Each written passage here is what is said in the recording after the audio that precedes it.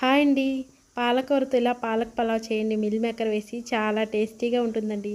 Mixie జార్లో cut చేసిన పాలకూర, పచ్చిమిర్చి 5 ఐస్ క్యూబ్స్ వేసి మెత్తగా పేస్ట్ చేసి పక్కన పెట్టుకోండి. పొయ్యిపై కుక్కర్ పెట్టి 2 స్పూన్ల నెయ్యి వేసుకోండి. ఆ నెయ్యి వేడెక్కాక 1 స్పూన్ జీలకర్ర, లవంగాలు, చెక్క, బిర్యానీ ఆకు, కొంచెం జీడిపప్పును వేసి బాగా వేపుకోండి. ఇవి వేగాక కట్ చేసిన ఉల్లిపాయ ముక్కలు, రుచికి సరిపడా ఉప్పు వేసుకోండి.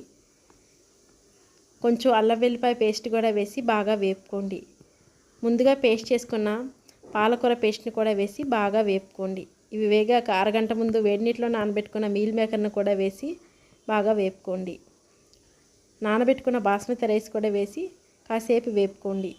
వేపాక 1-1.5 చొప్పున వాటర్ వేసి 2 విజిల్స్ వచ్చే వరకు మూత పెట్టుకోండి. సింపుల్గా చేసుకోవచ్చండి పాలక్ పలావ్ అనేది. సింపుల్ లంచ్ బాక్స్ రెసిపీ అండి. చాలా బాగుంటుంది.